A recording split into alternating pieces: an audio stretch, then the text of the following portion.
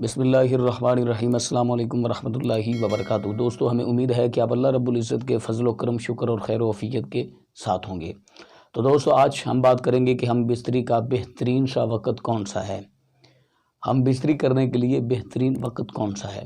تو مزید ویڈیو شروع کرنے سے پہلے چھوٹی سی گزارش کہ اگر آپ نے ابھی تک ہمارا چینل سبسکرائب نہیں کیا تو ہمارے اس یوٹیوب چینل کو سبسکرائب کریں اور بیل آئیکن کو دبائیں تاکہ نئی آنے والی ویڈیو کا نوٹیفیکیشن آپ تک بآسانی پہنچ سکے، اور صدقہ جاریہ سمجھتے ہوئے دوست احباب کے ساتھ لازماً شیئر کیجئے گا۔ دوستو دیکھیں، اسلام ایک پاکیزہ دین ہے اور اسلام نے انسان کو زندگی گزارنے کا بہترین طریقہ بتایا، اور انسان کی زندگی کے ہر پہلو پر اسلام نے انسان کو گزارنے کا طریقہ بتایا کہ زندگی کس طرح گزارنی چاہیے۔ اور میاں بیوی کا جو رشتہ ایک پاکیزہ رشتہ ہے، اس کو گزارنے کے لیے بھی اسلام نے بہت ساری وضاحت فرمائی اور بہت احسن طریقے کے ساتھ وضاحت فرمائی۔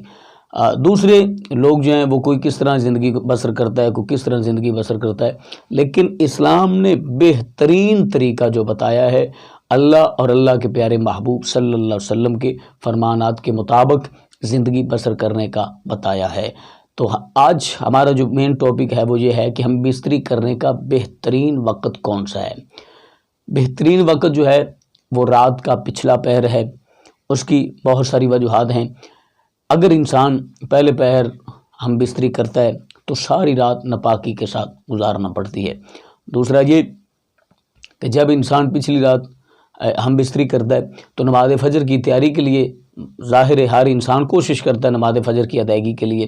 تو جب نماز فجر کے لیے کھڑا ہوتا ہے تو اس کے ذہن میں یہ بات بھی موجود ہوتی ہے کہ نماز پاکی کی حالت میں پڑھنی چاہیے، اور تب اتنی دیر تک نماز نہیں ہوتی جب تک انسان پاک نہ ہو۔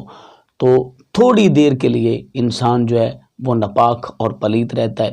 اس لیے بہترین طریقہ یہ ہے کہ رات کا پچھلے پہر ہم بستری کی جائے۔ تو ہمیں امید ہے کہ آج کی ہماری ویڈیو آپ کو اچھی لگی ہوگی۔ اگر اچھی لگی ہے ہمارے چینل کو سبسکرائب، بیل آئیکن کو دبائیں اور صدقہ جاریہ سمجھتے ہوئے دوست احباب کے ساتھ شیئر کریں۔ ملتے ہیں نیکسٹ، تب تک خدا۔